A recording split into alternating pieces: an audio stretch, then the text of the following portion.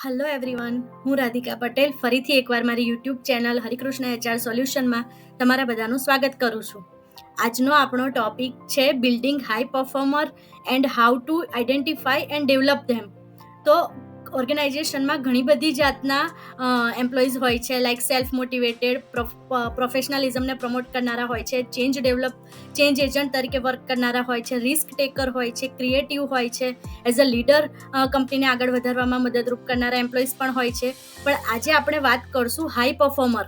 Means high performer એક એવા employees હોય છે કે જેની ટેકનિકલ સ્કિલ બહુ સ્ટ્રોંગ હોય છે, હાઈ પ્રોડક્ટિવિટી આઉટપુટ આપતા હોય છે, પ્રોએક્ટિવ હોય છે, એક્સિલન્ટ ઇન ઓલ મેટર હોય છે અને કન્ટિન્યુઅસ લર્નર હોય છે.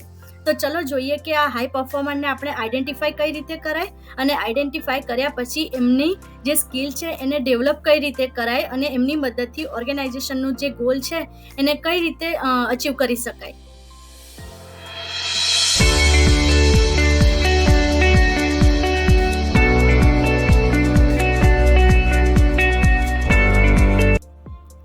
તો ચલો જોઈએ કે એ હાઈ પરફોર્મર એમ્પ્લોઈઝ હોય એને કઈ રીતે આઈડેન્ટિફાઈ કરવા અને તે હાઈ પરફોર્મર એમ્પ્લોઈઝને ડેવલપ કઈ રીતે કરવા, તેની સ્કિલને કઈ રીતે ડેવલપ કરવી કે જેથી ઓર્ગેનાઇઝેશનનું આઉટપુટ કે ઓર્ગેનાઇઝેશનને જલ્દી સક્સેસ મળી રહે.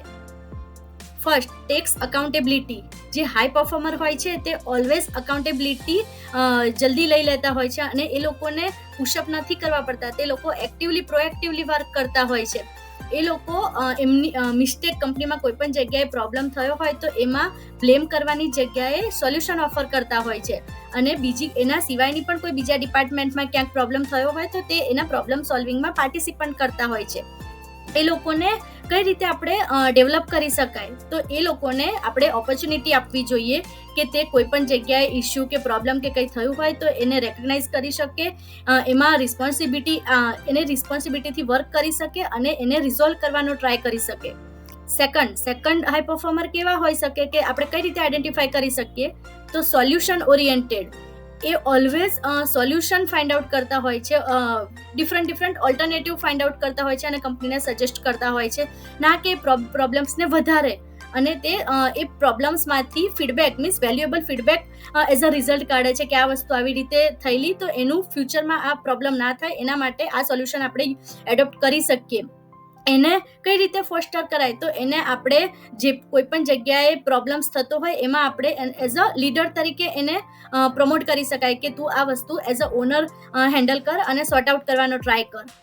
થર્ડ હાઈ પરફોર્મર કઈ રીતે આઈડેન્ટિફાઈ થાય, તો પુટ ટીમ બિફોર આઈ. મીન્સ એ ઓલવેઝ ટીમને આગળ વધારતા હોય છે, એઝ અ લીડર વર્ક કરે છે. એ પોતાની સેલ્ફને આગળ પ્રમોટ નથી કરતા હોતા, એ કોલેબોરેટલી અને ટીમના સપોર્ટથી વર્ક કરે છે અને ઓલવેઝ ટીમની સક્સેસ માટે જ આગળ વધે છે અને એ ઓલવેઝ ટીમના ગોલને પ્રાયોરિટાઇઝ કરીને આગળ વધતા હોય છે.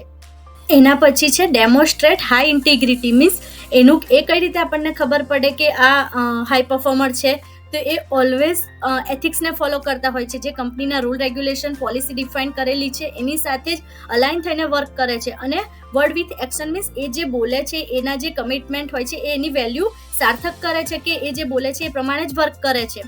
તો એને કઈ રીતે ફોસ્ટર કરાય, મીન્સ કંપનીમાં એથિકલ ડિસિઝન ફ્રેમવર્ક બનાવવું જોઈએ. કંપનીમાં ઓલવેઝ જે પણ કંપનીના એથિક્સ રિલેટેડ રૂલ્સ છે, મોરલ્સ છે, વેલ્યુઝ છે, એને પ્રમોટ કરીને આવા હાઈ પરફોર્મરને ડેવલપ કરી શકાય છે.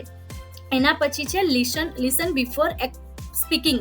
મીન્સ એ જે હાઈ પરફોર્મર છે એ ઓલવેઝ કોઈ પણ ટોપિક હોય, કોઈ પણ પ્રોજેક્ટ હોય, કોઈ પણ મેટર હોય તો એમાં એ ફૂલ અટેન્શન સાથે પહેલાં ઓલ વસ્તુ સાંભળે છે, એને સમરાઇઝ કરે છે, એનાલિસિસ કરે છે અને એના પછી એમાં પણ કોઈ જગ્યાએ એને પ્રોબ્લેમ લાગતો હોય, ઇસ્યુ લાગતો હોય તો એનું એ ક્લેરિફાય કરી લે છે અને ક્વેશ્ચન આન્સર સાથે મીન્સ ડિસ્કસ કરે છે. એને મીન્સ 100% એનું કન્ટ્રીબ્યુશન આ પ્રોજેક્ટ હેઠળ આપવા માંગે છે, એવી રીતનું એનું બિહેવિયર હોય છે. એના પછી છે ઓપન માઇન્ડનેસ. મીન્સ એ ઓલવેઝ ડાયવર્સ પર્સપેક્ટિવથી વર્ક કરતો હોય છે. જે પણ એના કામ રિલેટેડ, એના ડિપાર્ટમેન્ટ, ટીમ રિલેટેડ જે પણ ફીડબેક આવે એ ફીડબેક્સને વેલકમ કરે છે, એનું એનાલિસિસ કરે છે અને કોઈ પણ ઓબ્સ્ટેકલ હોય એને રિમૂવ કરે છે અને ઓલવેઝ ચેન્જ માટે એડોપ્ટ રેડી રહેતો હોય છે. એના પછી છે communicate with radical candour. Means high performer always honest feedback આપે છે. કોઈ દિવસ જો એ ફીડબેક નેગેટિવ હોય તો એને રિસ્પેક્ટફુલી અથવા તો કહેવાય પોલાઇટલી પણ એ ઓલવેઝ ટ્રાન્સપરન્ટ ડિસ્કશનમાં જ માને છે, અને એના ટીમ સાથેના જે રિલેશન છે એને પણ એ રિસ્પેક્ટફુલી અને ટ્રાન્સપરન્ટ રિલેશનશિપમાં માને છે. તો એને કઈ રીતે ફોસ્ટર કરી શકાય? તો કંપનીના જે કલ્ચરમાં છે એમાં ઓપન કમ્યુનિકેશન કાં તો ફરી ટ્રાન્સપરન્ટ ડિસ્કશન, એના રિલેટેડ અવેરનેસ કરવી જોઈએ. એના પછી છે ઇમોશનલ ઇન્ટેલિજન્સ, મીન્સ જે ટોપ પરફોર્મર, હાઈ પરફોર્મર હોય છે એ ઓલવેઝ એના ઇમોશન્સને મેનેજ કરે છે. એના જે પણ ટીમ કલીગ સાથેના જે ઇન્ટરપર્સનલ રિલેશનશિપ છે એને સ્ટ્રોંગ અને બિલ્ડ રાખે છે with transfer relationship, polite nature, અને કંઈ પણ હોય એ નેગેટિવલી કદાચ ફીડબેક હોય તો પણ વ્યવસ્થિત રીતે સામેવાળાને સમજણ પડે એ રીતે સમજાવે છે. અને એ કંપનીમાં પ્લસ એની સાથે જે વર્ક કરતા સ્ટેક હોલ્ડર્સ છે એ બધા સાથે પણ એની રિલેશનશિપ સોશિયલી પણ બહુ સારી હોય છે. એને કઈ રીતે ફોસ્ટર કરી શકાય? તો કંપનીમાં સેલ્ફ અવેરનેસ રિલેટેડ, કંપનીમાં interpersonal related, social skill related trainings આપવી જોઈએ કે કંપનીમાં કઈ રીતે બિહેવ કરવું, કંપનીના સ્ટેક હોલ્ડર સાથે કઈ રીતે બિહેવ કરવું. એના પછી છે ડેમોન્સ્ટ્રેટ હ્યુમિલિટી, મીન્સ એ ઓલવેઝ પોતાની સ્ટ્રેન્થ અને વીકનેસીસને એકનોલેજ કરતો રહે છે. એ પોતે જે સારું કામ કર્યું હોય એની ક્રેડિટ ઓલવેઝ એના ટીમને આપે છે, અને એ પોતાના માટે ઓલવેઝ ગ્રોથ કાં તો કહેવાય કન્ટિન્યુઅસ લર્નિંગ, એના માટે જ એ રહે છે કે મને કંઈક નવું શીખવા મળે, હું આના રિલેટેડ આગળ વધું એમ. અને એને કઈ રીતે ફોસ્ટર કરી શકાય? તો એને કંપનીમાં always 3 types of H any practice કરાવવી જોઈએ કે ઓનેસ્ટી, હ્યુમિલિટી એન્ડ હ્યુમાનિટી. એના પછી છે ગેટિંગ થિંગ્સ ડન, મીન્સ જે હાઈ પરફોર્મર હોય છે એ ઓલવેઝ એના કામમાં સિસ્ટમેટિકલી વર્ક કરે છે. મીન્સ ફર્સ્ટ ઓફ ઓલ એના જે કામ હોય છે એમાં એ એક ગોલ સેટ કરી દે છે કે હું આ રીતે આ જગ્યાએ વર્કનું રિઝલ્ટ આઉટપુટ અહીંયા આપીશ એમ. પછી એમાં પ્રાયોરિટાઇઝ કરે છે કે આ ટાસ્ક છે એ પહેલાં કરવો જરૂરી છે, એના પછી આ કરીશ, એના પછી લાસ્ટમાં આ રહેશે, અને એને વિથ ટાઈમ બાઉન્ડ સાથે એ વર્ક કરે છે કે જે ટાઈમ લિમિટ આપી હોય એમાં એ એના મેનેજરને એનું રિઝલ્ટ આપી શકે. કોઈ પણ ઓબ્સ્ટેકલ કે કોઈ પણ ચેલેન્જીસ આવે એમાં એ ડિફરન્ટલી એનાલિસિસ કરીને એના ઓબ્સ્ટેકલ રિમૂવ કરે છે અને પોઝિટિવ રિઝલ્ટ ડિલિવર કરે છે.